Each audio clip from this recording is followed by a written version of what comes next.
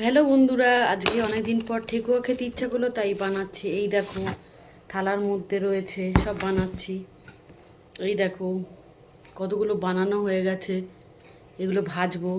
আগে দলা করে রাখছি, ঠিক আছে? ভিডিও পর পর ভিডিওগুলো দেবো, তোমরা একটু দেখো প্লিজ। আর এই দেখো এরমভাবে গোল গোল করে, এরমভাবে গোল গোল গোল গোল করে, এরমভাবে এরমভাবে করে তেল বসিয়ে দিয়ে এসছি গ্যাসের উপরে বন্ধুরা। এভাবে গোল গোল করে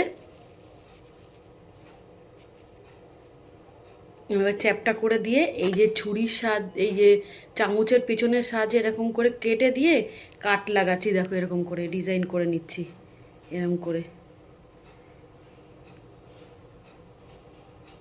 এই দেখো একটা শেপ হয়ে গেল।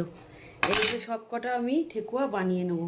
তার আগে এরকম গোল গোল গোল গোল করে লেচি বানিয়ে নিচ্ছি। তার আগে তো দেখিয়েছি তোমাকে কতটা কি দিয়েছি পরিমাণ।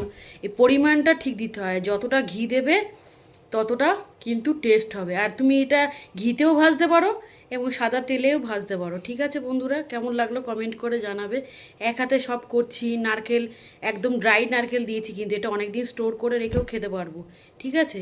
ভেজে নিয়ে আসি, পরে আবার তোমাদের দেখাবো। সবাই ভালো থেকো, সুস্থ থেকো। শরীরটা ভালো নয় তো আস্তে আস্তে কাজগুলো করি। সবাই একটু ভিডিওটা সম্পূর্ণ দেখো, লাইক কমেন্ট করে পাশে থেকো, ঠিক আছে? টাটা, রাখছি।